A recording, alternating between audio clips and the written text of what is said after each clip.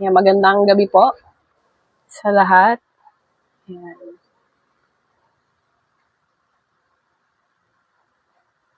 Magandang gabi po, magandang umaga, magandang tanghali po sa lahat po ng makikinig sa live streaming na ito. Ayan. Makikishare din po nitong live. Maaring yung iba po magtataka kung bakit ako po yung nasa live stream ngayon. Ay naaatasan po tayo naman na mag-live stream. So, ngayon lang po ulit ako magla-live pagkatapos po ng madaming panahon. Kasi nagla-live streaming talaga ako dati. Pero laruan po yung nila-live stream ko at first time po na mangyayari na magla-live stream po ako ng salita ng Diyos. So, ayan, magandang gabi po muli sa lahat. At panalangin ko po na maging maayos po yung connection. Ay po doon sa ating mga kasama na ngayon. Nakikita ko na po yung picture po ni Kuya Clarence, ni Ate Susie. Ayan. At may isa pa po na kasama na natin ngayon. So, magandang gabi po. At ako po talaga hindi sanay na naka-video. At hindi rin po ako sanay na yung mukha ko po yung pinapakita pagka po nagla-live. Kaya pag nagla-live po kami, nakatago din ako. Ayan, ngayon lang po mangyayari to. So, maaaring iba po magtaka na nag-live stream po ako ngayon ng hindi po laruan. Ano po, hindi po paninda. Ayan, thank you Lord po. Ayan, magandang gabi po Ate Sheng. Yes, magandang gabi Kuya Clarence.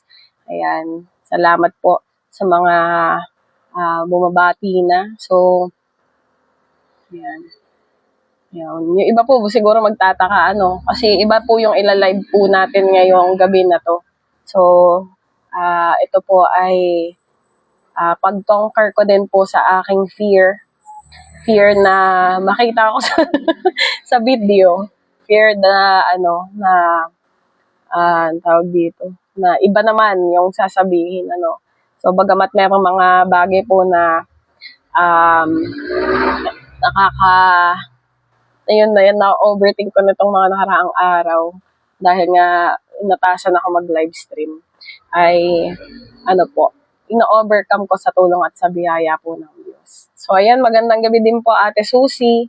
Ayan, makikishare po ng ating live. Ayan, mga iba naman. So ako po ay pang limited edition lang na live streamer. Ayan, para sa ating Diyos po, para sa kapurihan ng Diyos. Ayan. So, tayo po ay magpe-pray na maya-maya. Ayan. Antayin lang po natin yung iba ng mga 2 minutes pa. Ayan. Babatiin natin yung mga naandyan na. So, sana po matapos po natin yung ating live. Lalo na po yung mga magre-replay po. Yung pong mga bago lang makakakita sa akin na nagla-live. So, ayan, salamat po sa Diyos dahil medyo mahaba po yung naging pahinga nitong 2 weeks na, magti 3 weeks na po kaming hindi umaahon ng bundok. Kaya talaga nagkaroon po ng time para ibigay yung oras na to para sa Panginoon. At hindi ko po masasabi na palagi po ninyo ako makikita, pero bahala po si Lord. Ayan. So, rinig po ba ako? Ayan. Maayos po ba yung sound ng aking pagsasalita? Ayan. At malinaw po ba? Kasi nag-slow connection po sa akin. Sana po ay hindi po umiikot-ikot, naglo-loading yung aking live ngayong gabi. Ayan. Okay. Ayan. Magandang gabi po. Comment po kayo para malaman ko po na nandyan na kayo. Mabati. Dahil mamaya pag nag-umpisa na ay baka hindi ko na po mabanggit ang inyong mga pangalan. Ayan. Salamat po sa mga nag-share po ng live natin ngayong gabi. Magandang gabi po, Nanay Norma. Ayan. So, hindi po ako tagapakinig ngayong gabing to. Ako po ay tagapagbahagi. Magandang gabi po.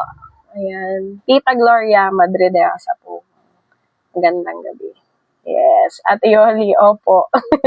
Clear po. Ayan. Salamat po sa pagsagot. So, ngayon po ay simulan na rin po natin yung ating pong pag-aaral. Salamat po Ate Susie sa pag-share po ng live. Ayan. So, tayo po muna ay lumunog at manalangin sa Panginoon. Tayo lumapit sa Kanya. Hallelujah. Thank you, Lord. Thank you, Jesus. Salamat po, Panginoon. Hallelujah. Aming Ama, nagpapasalamat at nagpupuri po kami sa gabing ito. Salamat sa pagkakataon. Salamat sa kalakasan, Panginoon, na kami po ay yung pinagsama-sama, mga matito po ay online, Panginoon. Alam po namin ang presensya mo ay makapangyarihan, Panginoon, upang kami abutin, i-reach out, Panginoon. At sa gabi pong ito, tulungan mo po kami, Panginoon, na maunawaan, maintindihan, Panginoon, yung nais mong iparating sa amin, Panginoon. At ikaw po yung mangusap, magbigay ng kaliwanagan sa aming mga isip, mag-encourage, Panginoon, at patuloy mo po kaming gabayan, Panginoon, sa lahat ng aming gagawin sa gabing ito. At nawa, Panginoon, marami po yung maabot ng yung mga salita, Panginoon. Salamat po sa gabing ito. Patuloy mo kaming iingatan, maging yung mga kapatid po namin na ngayon po ay asama namin sa live streaming, saan mang bansa, saan mang lugar, Panginoon, makarating itong live namin, Lord, ay dalangin po namin, Lord, na higit yung kapangyarihan mo ang makaabot sa kanila, Panginoon. Ano man yung mga pinagdaraanan, ano man yung mga pagsubok, dalangin po namin, ikaw po yung kakatagpo sa kanila, Panginoon. Matapos po yung live, and we declare, Lord, kaayusan ng connection po ng internet. Salamat po, in Jesus' name we pray. Amen. Ayan. Salamat po sa mga tatag ng mga pangalan. Ayan. Hello po, Sister Lucy. Magandang gabi po sa inyo. Ayan. So, tayo po ay magsimula na ano po.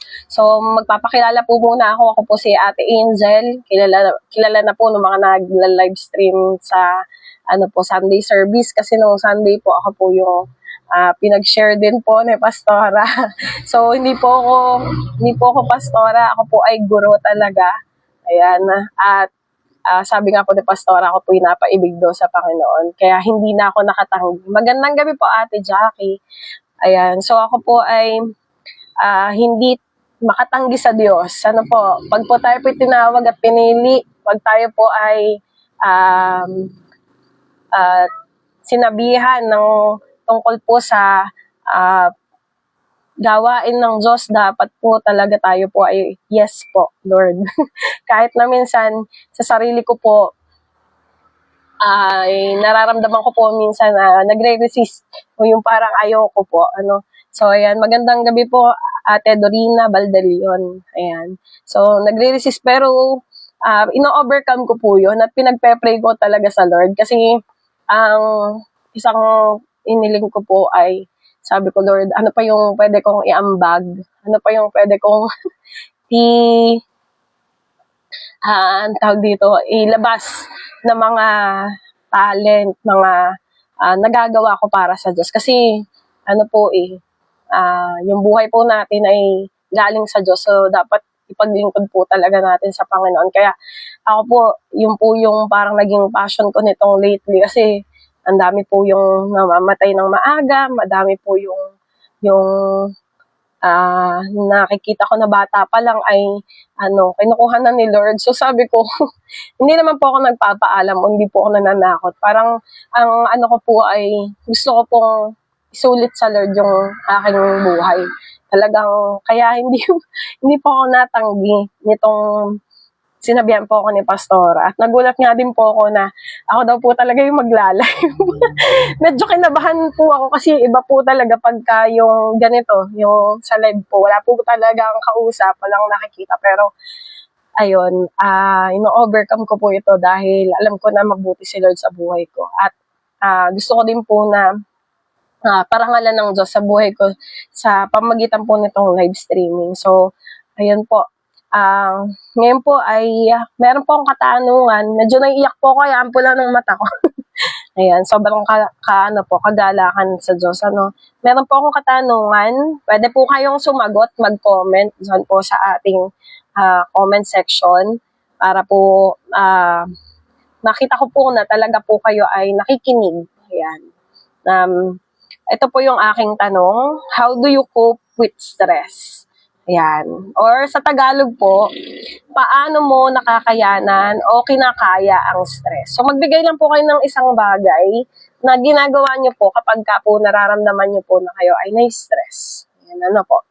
So, pwede po kayo mag-comment dyan sa ating comment section. Ayan. Naniniwala po ako na si Lord po kasama natin, gumagawa siya sa buhay natin. Pero bilang tao po, ay nakakaranas po tayo ng stress. Ayan. So, mag-iintay po ako ng ilang kasagutan. Pwede po kayong mag-comment. So, habang nag-aantay po ako po bilang isang guro, ayan, teacher, ano po, asawa, anak, ayan, leader po sa ministry, ay nakakaranas po talaga ng stress. Ayan, syempre, stress sa trabaho, yung pong due date, yung bawa po ay may binigay na paperworks, tapos ngayon din po ipapasa. So, nakaka-stress po yun. Ano pa ba? Yung mga makukulit na bata, ayan, nakaka-stress po bilang isang guro. Ayan. Ayun, nakita ko na yung sagot ni Tita Gloria Madridesa Puwang. Prayer, number 1. Wow.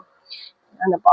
Si Ate Dorina din po ay sa paraan po ng pagdarasal. Yan. Salamat po sa mga sumasagot. Ano po, nakikita ko po talagang kayo po ay yun, si Ate Susie, prayer.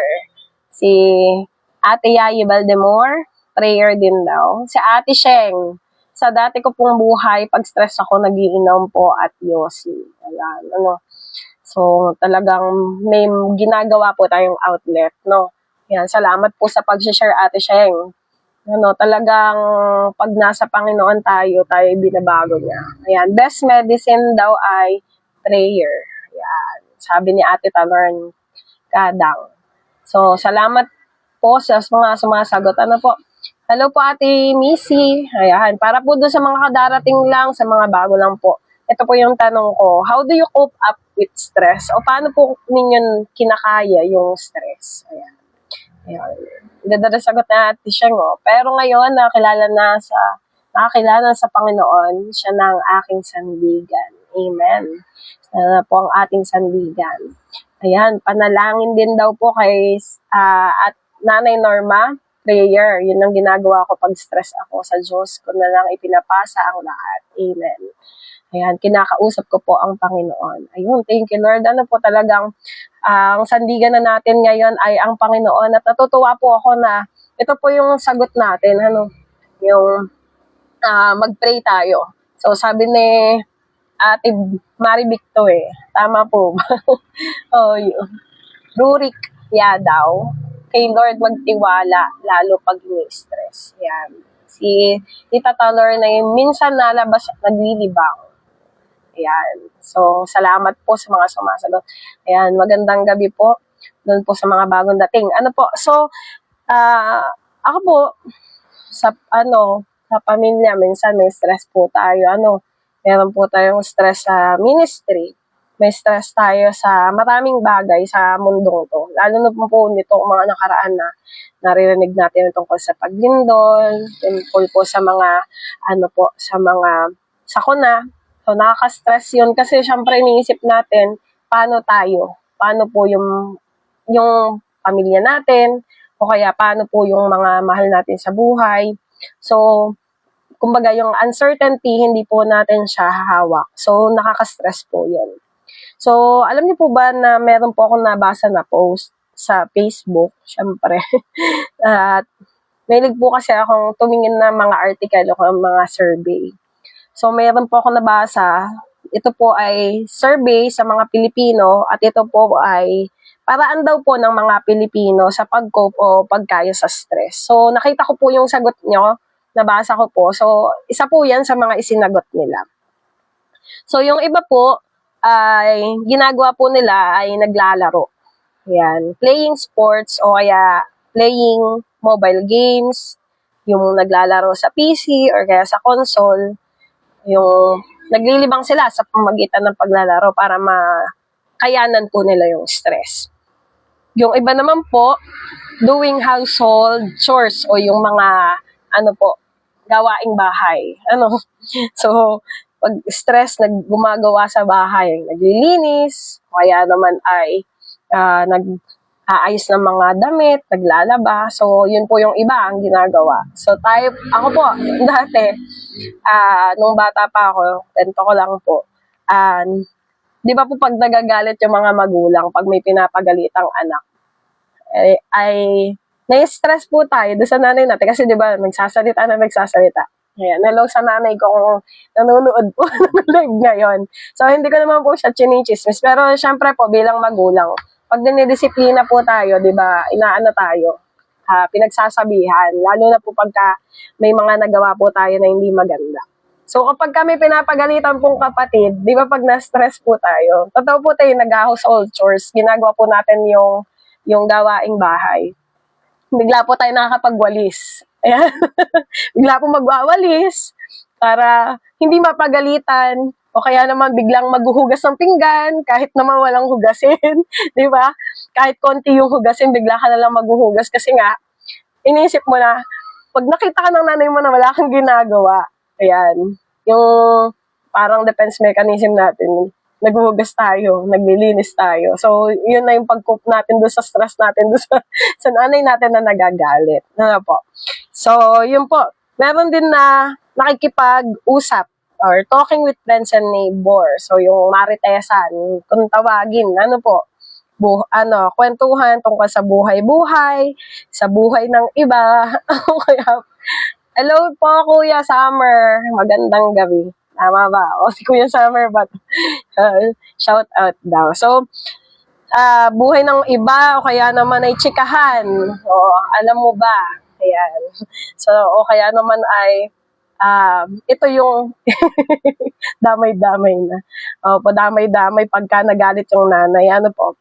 So, chikahan o kaya naman daw ay nanonood ng TV, ng movie. Ayan.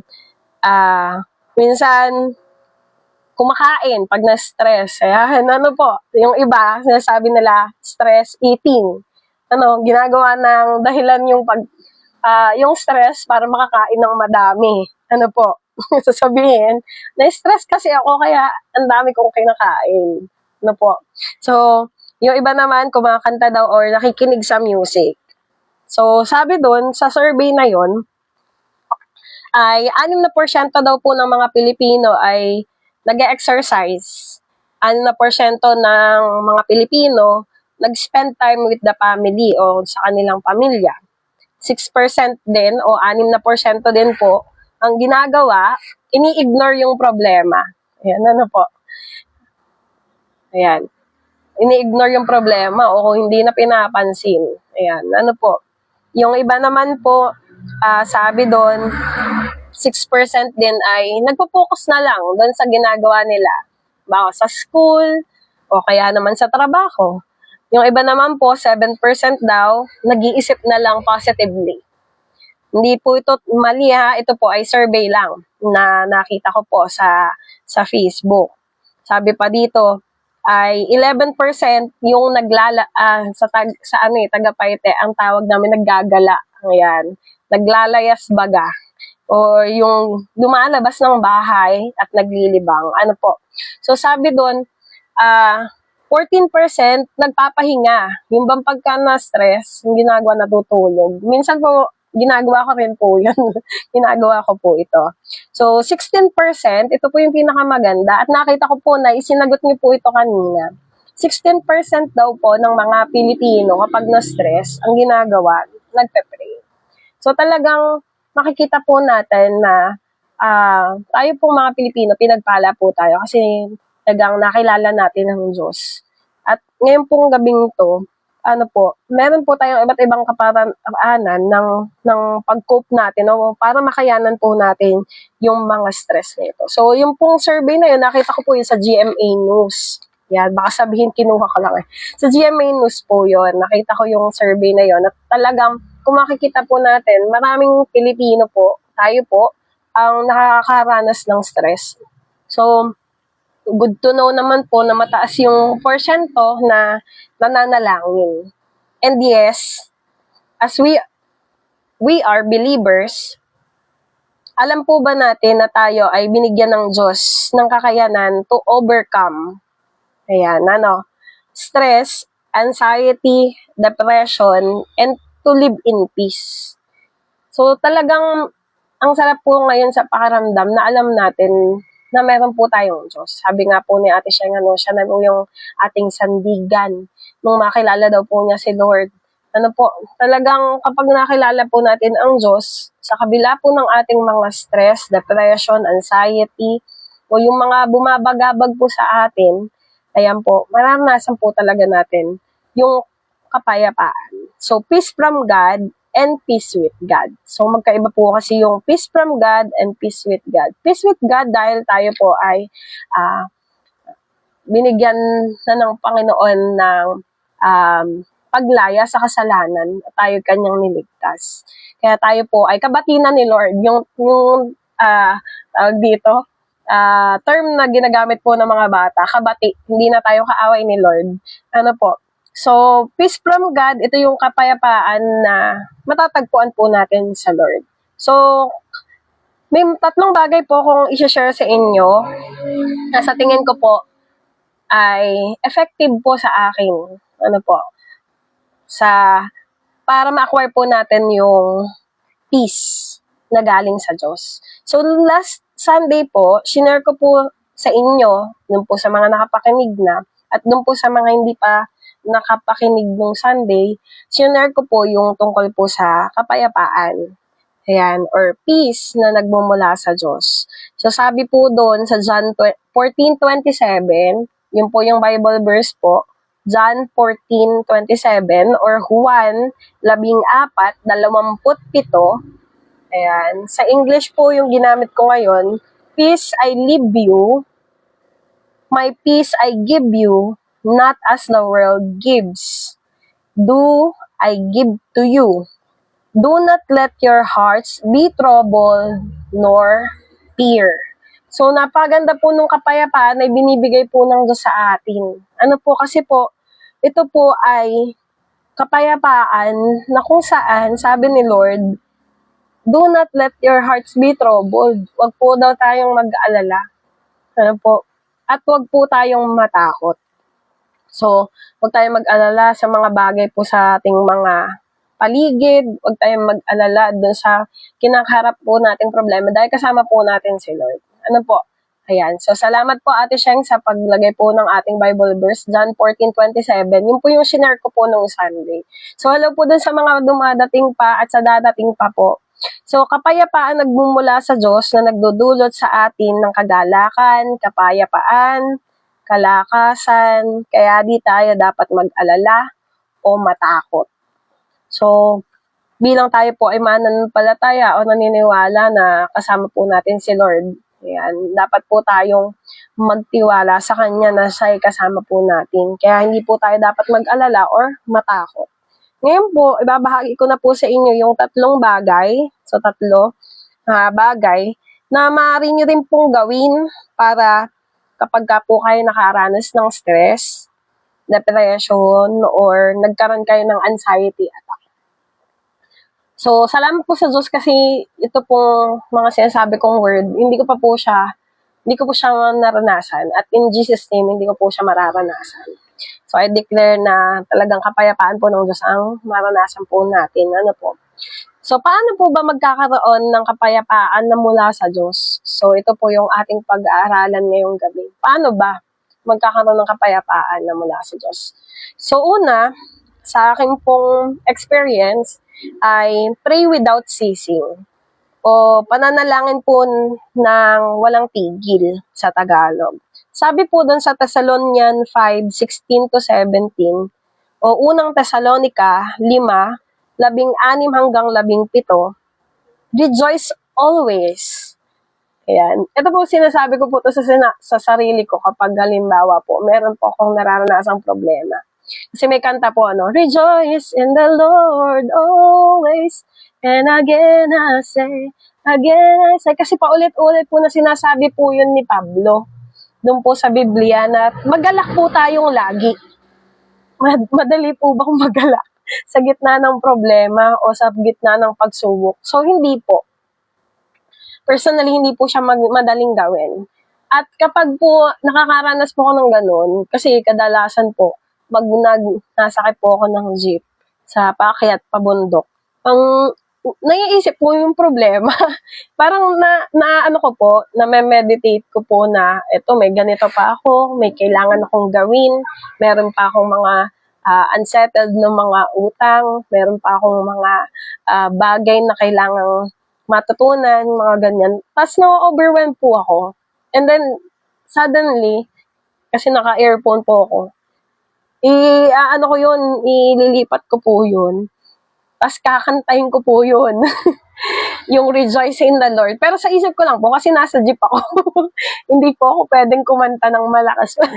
Baka po magulat yung mga katabi ko na kumakanta ako nung kanta. Ano po?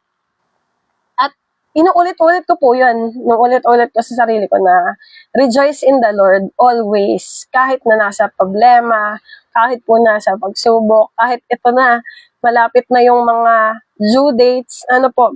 So, sabi po dito sa Thessalonica, rejoice always, magalak lagi. And may kasunod po, pray without ceasing. In everything, give thanks, for this is the will of God for you in Christ Jesus. Napakaganda po nung pangako ng Diyos sa atin dito. Sabi doon ay manalangin po tayo ng walang tigil. Kasi yun po yung kalooban ng Diyos para sa atin. Pananalangin ng walang tigil. Kumbaga, sa lahat po ng pagkakataon, kung may tunay po tayong relasyon sa Diyos, palagi nating siyang kinakausap. Yun po yung prayer without ceasing. Mahalaga na yung pakikipag-ugnayan po natin sa Panginoon. So, prayer without ceasing, pananalangin na walang tigil, pakikipag-usap po sa Diyos habang nakasakay sa jeep. Ano po? In example ko po to kasi ito po, lagi ko po itong ginagawa. Kasi kapag po naahon yung sasakyan, pati po pag nababa, araw-araw po yun, ginagawa po namin sa kapatahan, ay nagpe-pray po ako, nananalangin. At sabi ko po dito, kapag naglalakad, kapag naglilinis ng bahay, sa lahat ng oras, kapag may pagkakataon tayong umusal, sabi dun sa malalim na salita, umusal or kausapin ng Diyos, maaaring makipag-usap sa Diyos, ano po, ay kausapin natin siya. Kasi po, ito po yung magbibigay sa atin ng kapayapaan. Sabi ko po dito, kausapin si Lord kahit di formal. Ngunit, di ko pong sabihin ng di formal, di ba, yung para po tayong nakikipag-usap sa kaibigan po natin. Pero may paalala po ako na, ngunit dapat mayroong paggalang.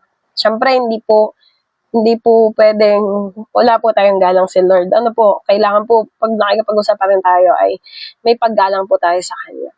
So, sabi doon, may paggalang sa Kanya, at dahil kapag po tayo nakipag-usap kay Lord, alam ni Lord yung laman ng puso at isipan po natin. So, pag po ako ay nakasakay, sinasabi ko, Lord, ingatan mo kami kasi talagang hirap po ng daanan paahon. Bigyan mo po ako ng kagalakan, kapayapaan kasi ayoko po na mag-worry, ayoko po mangamba kasi nakaka-paranoid din po minsan yung ginagawa namin na pag-ahon at pagbaba. Pero, ayun nga, kapag po tayo ay malapit sa Lord, lagi po natin siya kinakausap, ayan, alam niya kung totoo yung ating paglapit sa Kanya. Kaya kung tayo ay palaging mananalangin o tayo ay makikipag-usap sa Diyos palagi, walang puwang ang stress, depression, anxiety sa ating isip. So, hindi ko po sinasabi na perfect ko po siyang nagagawa. Na hindi na po ko yung pag po may problema ay hindi po naman problema. Ano po?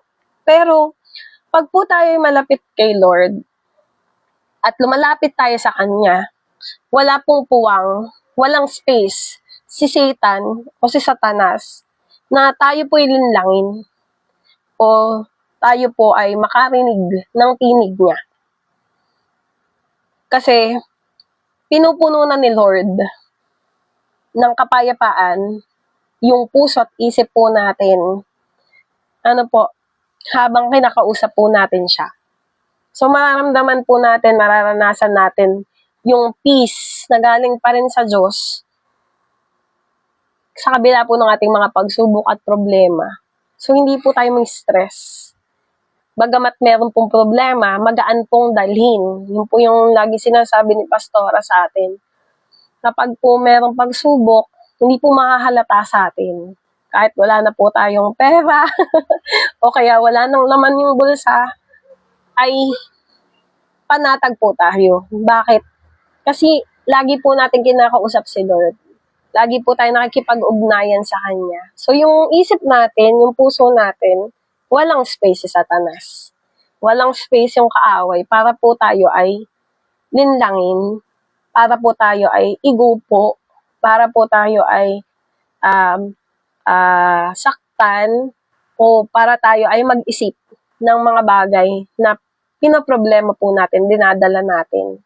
So, yun po ay magdudulot ng kapayapaan po sa atin pag po tayo ay lagi nakikipag-ugnayan sa Diyos. So, yung prayer po ay hindi lang po sa devotion o yung sa umaga, hindi lang po siya sa gabi, kundi talagang oras-oras po. Ito po yung isa ko pong ginagawa. Talagang prayer without ceasing. Kasi po, mararanasan natin yung kapayapaan na galing sa Lord pag ginawa po natin ito. Pangalawa po, ayan. So, yung una po, pray without ceasing. Pangalawa, trust in the Lord. Siyempre po, pag nananalangin po tayo, naniniwala po tayo sa kakayanan ng Diyos.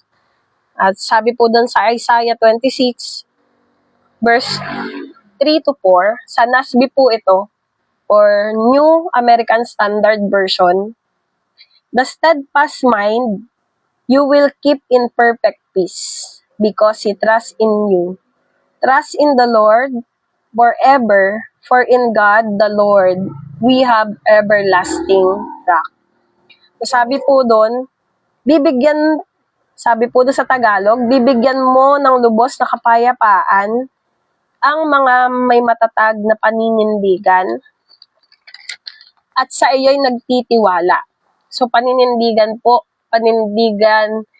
sa kabila po ng nararanasan po natin. Kasi minsan, pag po tayo nakaranas ng mahirap na mga bagay, parang nagiging na po tayo, yung parang sumusuko na.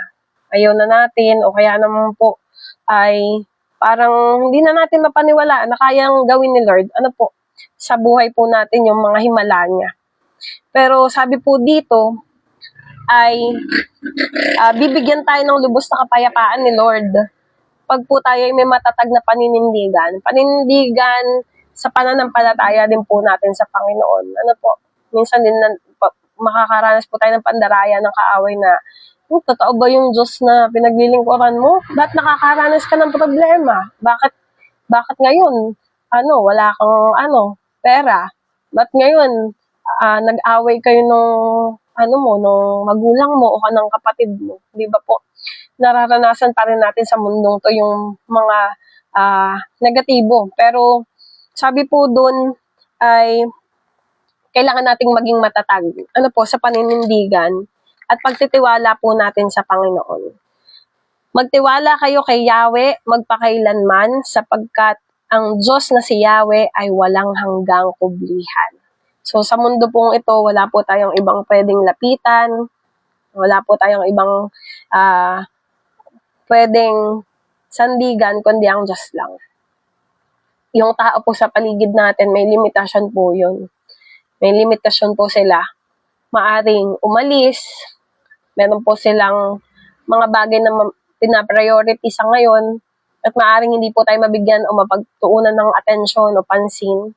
Kapag po tayo ay merong nararanasan, halimbawa po problema, stress o depression, o problema po sa pinansyal, O kaya po meron po tayong nararanasan na pagsubok sa buhay na sa tingin po natin ay talagang hindi po natin kaya.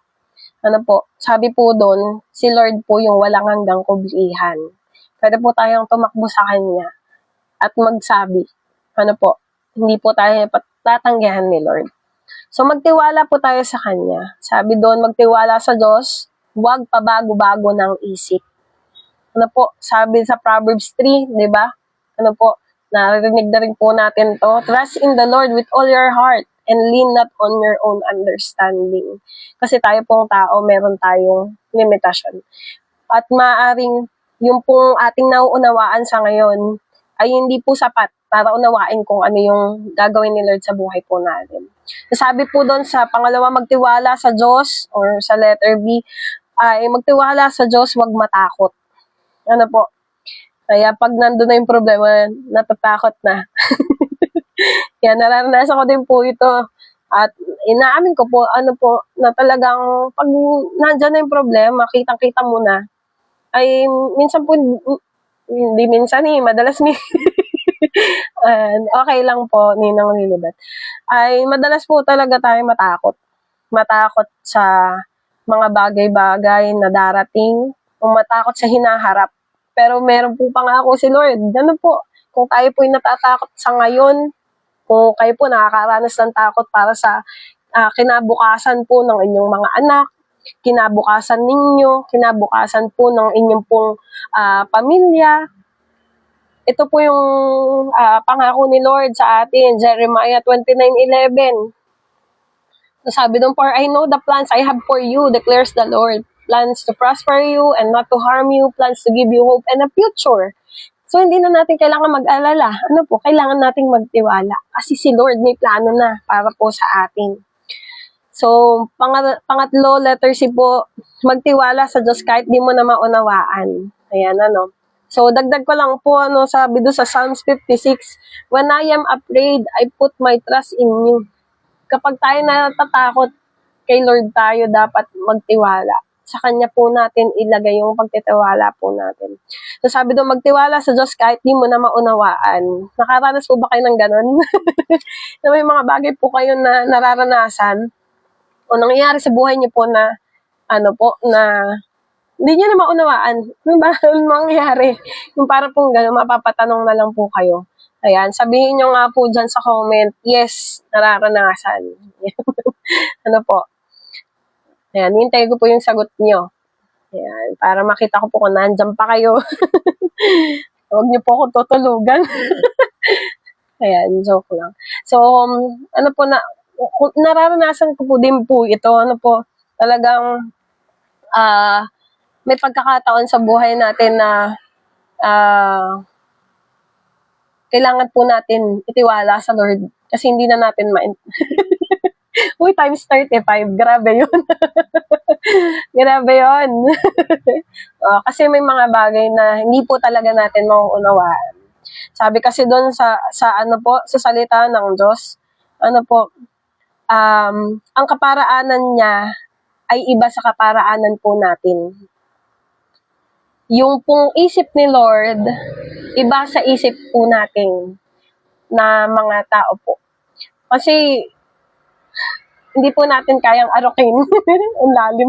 Kayang arukin or ipantom yung pong gusto ni Lord na mangyari po sa buhay po natin. Sabi doon sa Psalms 37, commit all your ways to the Lord and trust in Him. Pag po tayo po ay nakakaranas ng kaguluhan sa buhay po natin na hindi na natin maunawaan saan tayo pupunta, ano yung susunod na gagawin. Lalo na po tayo na sanay po tayo na may process, merong mga direction, yung pong merong susunod na steps. May hirapan po talaga tayong unawain si Lord kasi akala natin, ganun din yung ginagawa ni Lord sa buhay natin. Oops, pagkatapos nito, ang susunod kong gagawin ay, hindi po Iba yung ano po iba yung gusto ni Lord na maranasan po natin. At masasabi natin at the end na, kaya pala, Kaya pala ito nangyari kasi may gustong gawin si Lord sa buhay ko. Kaya pala ipinarana sa akin ni Lord to kasi meron siyang gustong matutunan ko. Nasabi doon, magtiwala kahit kailangang maghintay sa kasagutan ng Diyos. So, di ba, sabi nga po, there are 3 answers si Lord sa prayer po natin. We have yes, no, at saka wait. At minsan, yung mga sagot po ni Lord sa atin ay hindi po natin gusto. Kagaya ng no. Di ba, pag nag-no po si Lord sa pinapanalangin po natin, masakit po sa atin yun. Or kaya naman ay mahirap siyang tanggapin. Although, hindi tayo nasaktan, minsan, hindi natin siya matanggap. Pero, pag pinag-intay po tayo ni Lord, medyo nahihirapan po tayo. Or madalas nahihirapan po tayo kasi syempre, ito, or kumaano to ng panahon or oras. At sabi doon, magtiwala kahit kailangan nating mag-intay ng kasagutan. Kasi sabi doon sa Hebrews 11:6 ay magbibigay ng kaluguran sa Diyos pag po tayo ay nagtitiwala sa Kanya sa panahon po na tayo po ay nag-iintay. At sabi pa doon sa Romans 8:28 na favorite po natin na verse, all things works together for good or those who love God. So, mag-comment nga po kayo dyan ng I love God. Yan. Sa lahat po ng nagmamahal sa Diyos, ay i-type nyo po, I love God. Ano po?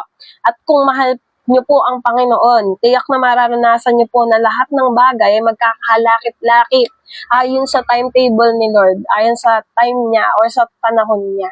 Kaya kailangan po nating magtiwala. Kailangan po natin mag-trust doon sa gustong, sa proseso na ginagawa po ni Lord sa ating buhay. Ano po? Kapag nagtiwala tayo sa Diyos na may gagawin siya sa buhay natin, di tayo mangangamba at makakamit natin ang kapayapaan mula sa Kanya. Ano po? Yun po yung nakagigin po natin pag tayo po nagtiwala sa Diyos. Ano po, bagamat di natin maintindihan, bagamat tayo po ay kinaghihintay ng mga pangako ng Diyos sa buhay po natin, kapag tayo ay may panahon na hindi stable yung isip natin, o kaya naman ay natatakot po tayo, nakakaramdam po tayo ng mga bagay na uncertainty sa buhay po natin. Ayan po, ay kailangan po natin magtiwala sa Diyos. Ano po, kailangan itiwala natin sa Kanya lahat-lahat po sa atin.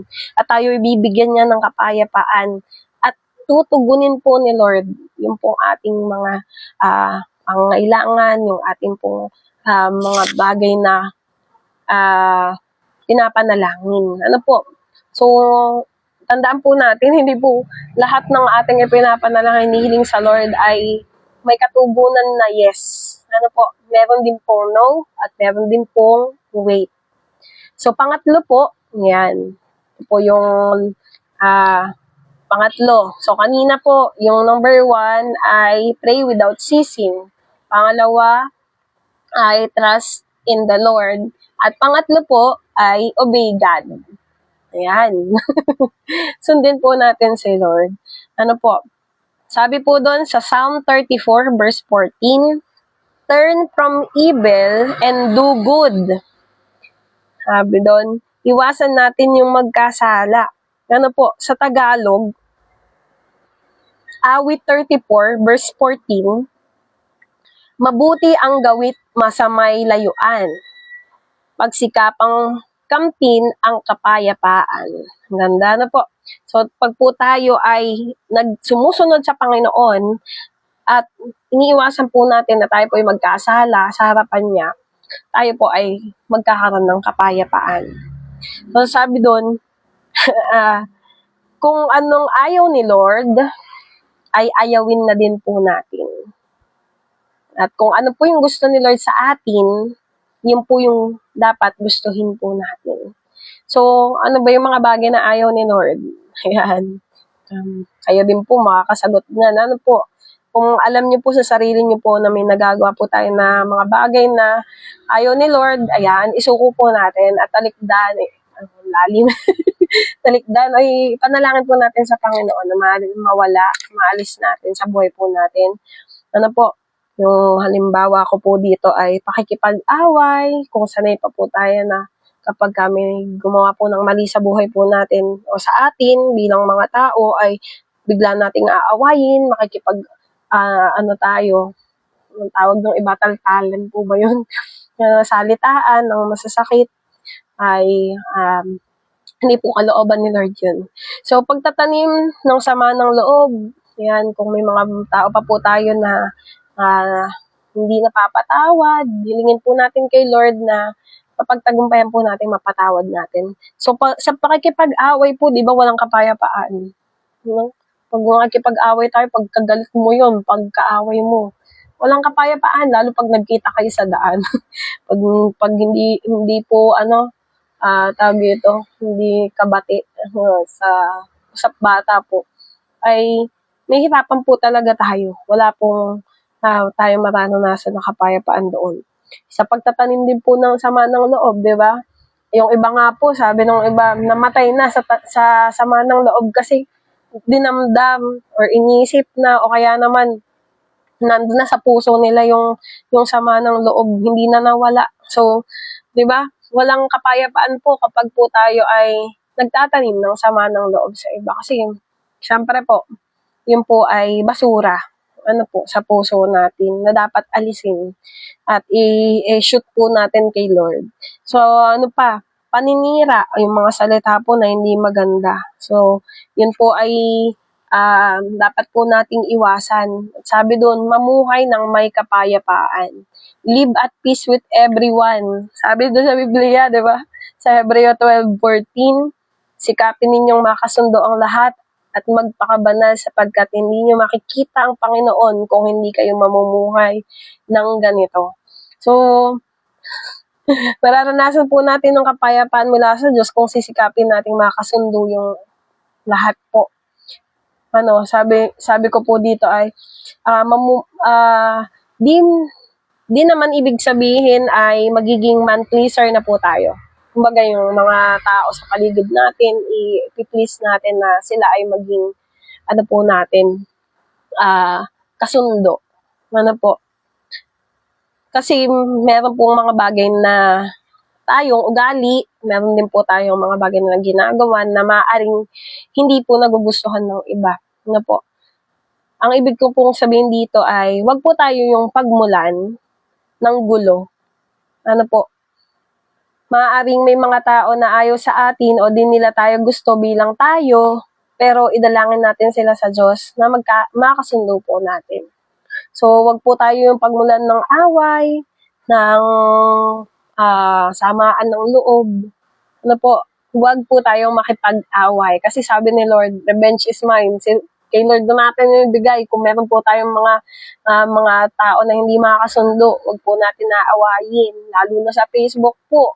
Pag po tayo may mga nakita na post na about sa galit o kaya naman post about sa mga tao na nakagawa ng hindi maganda, wag na po tayo mag-comment doon ng idadagdag pa, igagatong pa natin doon sa mga tao kasi hindi po magdudulot to ng kapayapaan sa puso at isip po natin.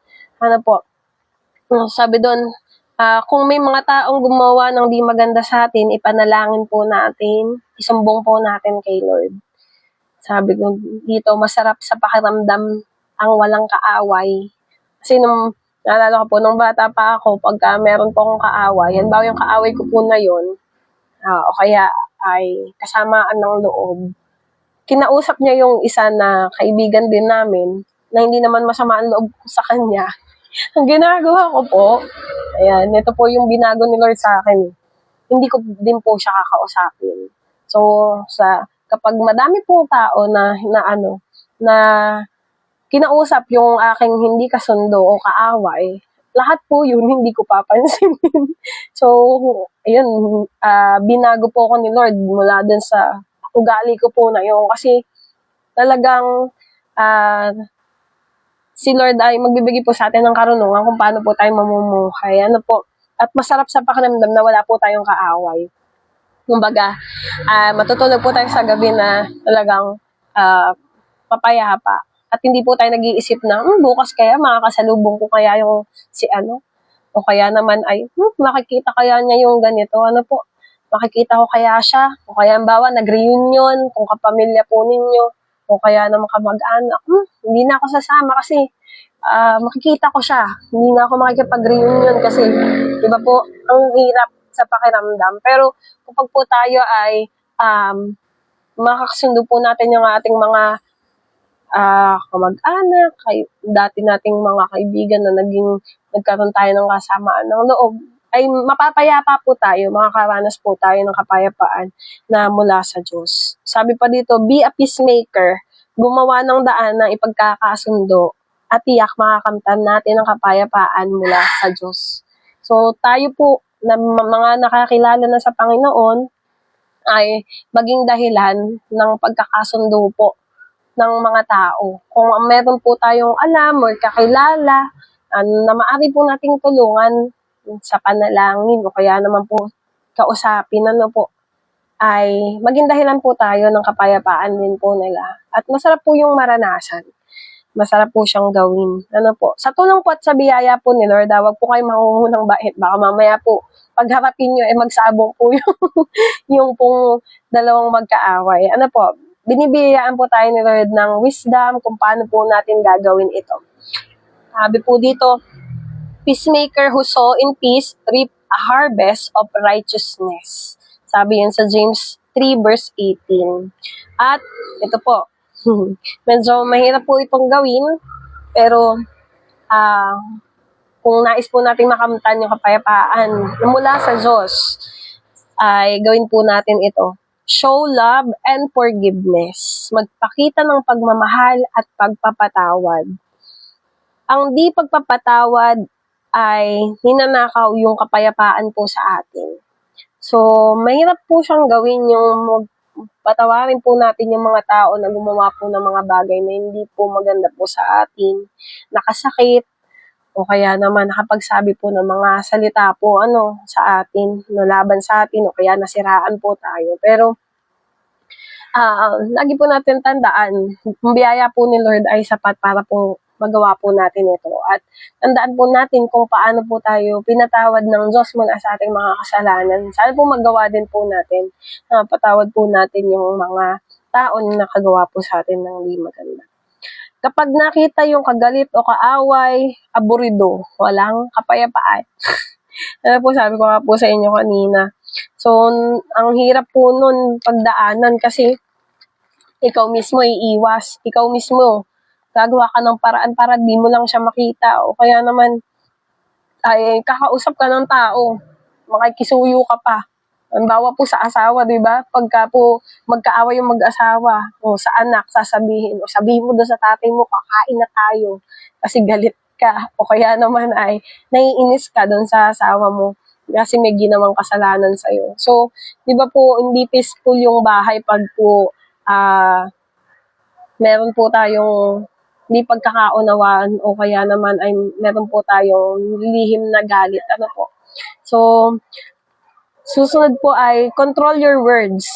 Iwasang magsalita ng masakit sa kapwa dahil di natin ito kayang bawiin. Sabi po nung magulang ko dati, para po tayong dumura, hindi na po natin yung kayang himurin. Pag po tayo nagsalita ng masakit o kaya ng masama sa kapwa, wala rin po tayong kapayapaan. Nawawala po yung kapayapaan. Kaya, we need to control our words. Kapag tayo ay nakapagsabi ng masakit na bagay, halimbawa po, bilang ako, anak, sa magulang, ay wala pong kapayapaan. Naiisip mo yun, hanggang sa pagtulog, maiisip ko po yun, naiisip ko na, nasagot ko yung nanay ko, nasabi ko to, nasaktan ko siya, hindi ko alam kung paano ako magsusorry, paano ako hingi ng tawad sa kanya. So, di ba po, walang kapayapaan, talagang kailangan nating iwasan po na makasakit po tayo sa pamagitan ng pagsasalita. Halimbawa po naman ay magulang sa anak, kaya naririnig ko po ito pagkalimbawa na pagsabihan yung anak, nasasaktan din po yung magulang. Siyempre, sila din po bilang magulang ay nararanasan nila na hindi sila payapa kasi nga nakasakit po sila. So, yung asawa, ayan, ito, medyo nararanasan ko na din po to kasi may asawa na din ako. Pag po may nasabi ako, o kaya may nasabi siya sa akin na hindi maganda, syempre po, mahirap matulog. Mahirap po matulog. Kasi hindi payapa yung puso mo. Hindi payapa yung isip mo na nag-away kayo o kaya meron kayong bagay na hindi pinagkasunduan. O kaya, bawa po sa kapatid, may nasabi po tayong hindi maganda sa kapwa po natin. At sabi ko po dito, do not let hurting words destroy your relationship with your family. Dahil sa parinigan, dahil sa siraan, nawalan ng kapayapaan mula sa Diyos. Kaya dapat, we control our words by the grace of God.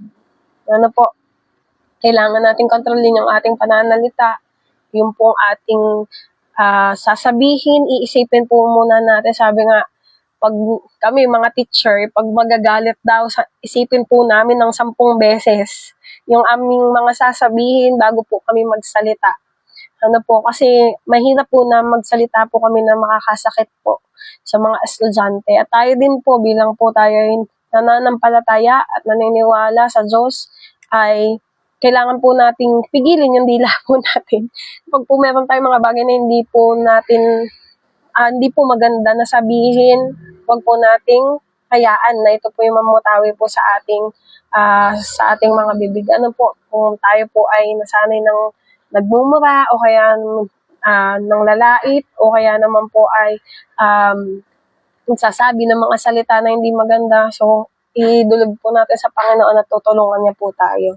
So, lagi nating tatandaan na kailangan maging mahinahon po tayo sa pananalita. So, be content and humble. Huwag po nating ikumpara yung ating sarili sa iba. Bakit siya meron nun? Bakit ako wala?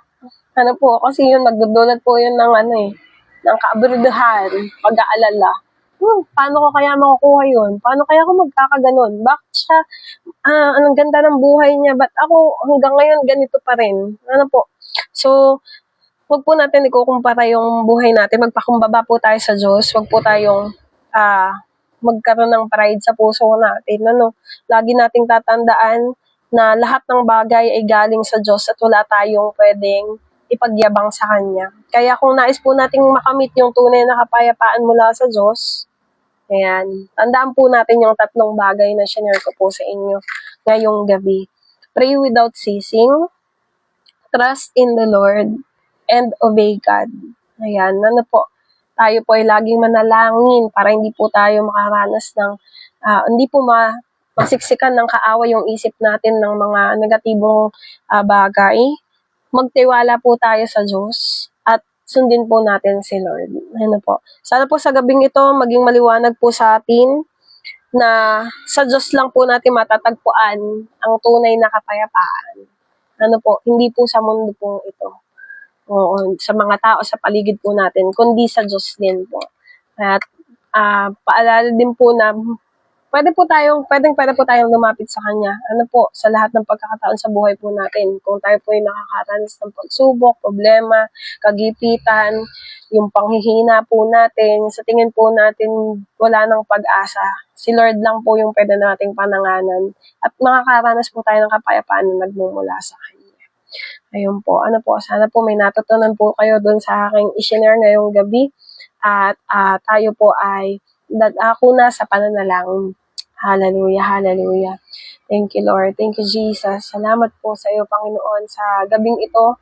Salamat na kami po ay patuloy na binibiyayaan mo ng pagkakataon makalapit at makadulog sa iyo, Panginoon. Salamat sa mga salita mo.